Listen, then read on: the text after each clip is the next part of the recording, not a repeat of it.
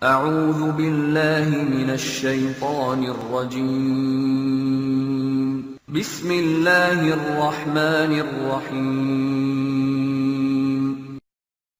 Salat malam teman-teman, salat tahajud, salat qiyam Ramadan, qiyamul lail, salat istilahnya salat malam tadi atau salat qiyamul lail sama saja. Ini semua istilah-istilah dalam agama kita sama. Di Ramadan saja dibedakan. Di Ramadan dikatakan tarawih. Tarawih artinya santai. Kenapa dibahasakan santai? Karena kalau di bulan Ramadan teman-teman, kalau ditanya mana lebih afdal, saya sholat tarawih setelah sholat ba'diyah isya, atau saya sholat tahajud di akhir malam, khusus Ramadan, mana lebih afdal? Mana ulama Jakarta ini? Tarawih lebih afdal, khusus Ramadan. Karena itu juga sholat malam, tapi dimajukan. Kenapa? Karena Nabi SAW contohkan di awal malam.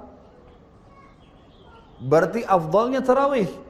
Makanya kata para ulama, beranjak daripada hadis Nabi SAW yang sahih riwayat Imam Ahmad, siapa yang sholat qiyam Ramadan, sholat tarawih itu, sampai imamnya bubar, dicatatkan baginya pahala sholat semalam suntuk. Tarawihnya itu. Jadi bukan di akhir malamnya. Jadi kalau teman-teman bilang, saya di Ramadan, saya sholat tahajud aja deh. Enggak, Anda meninggalkan afdaliyah. Mestinya tarawih. Karena Nabi SAW contohkan selama 3 hari, tarawih. Para sahabat kerjakan juga di Ramadan, khusus Ramadan, Umar bin Khattab kerjakan di awal waktu. Setelah sholat ba'diyah isya langsung dikerjakan. Maka di Ramadan, tetap tarawih lebih afdal. Gitu kan? Di luar Ramadan, kita kerjakan di akhir malam. Itu lebih afdal.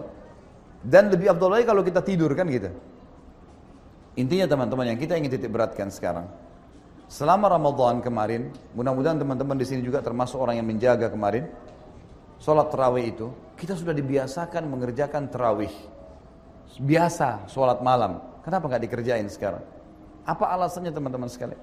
Apa uzur antum depan Allah hari kiamat? Kalau ditanya, saya kan sudah latih kamu Ramadan kemarin. Udah saya biasain dirimu, jiwamu. Kenapa kamu nggak kerjain? Apa alasan kita teman-teman sekalian? Mungkin banyak orang yang mengatakan, itu kan cuman sunnah. Perhatikan, kalimat itu cuman sunnah buang di lautan nih. Jangan lagi dipakai mulai sekarang. Kalimat ini teman-teman secara zahirnya benar. Tetapi secara hakikinya ini menjauhkan kita dari ibadah. Itu kan cuman sunnah, artinya tidak usah dikerjain. Lalu untuk apa disyariatkan? Ingat, amal sunnah bermanfaat membantu amal wajib kita. Hadis Bukhari menjelaskan masalah itu. Kata Nabi SAW, awal amal dihisab hari kiamat adalah solat. Kalau solat baik maka akan membantu yang lain, kalau buruk akan mengganggu yang lain. Dan kalau solat wajibnya ada yang kurang, mungkin kurang ikhlas, mungkin lupa wudu, mungkin jumlah rakaatnya kurang, maka Allah berkata kepada para malaikatnya, cari solat-solat sunnahnya untuk melengkapkan solat wajibnya. Berarti fungsi sunnah di sini membantu wajib. Dan kata Nabi SAW itu berlaku pada semua ibadah.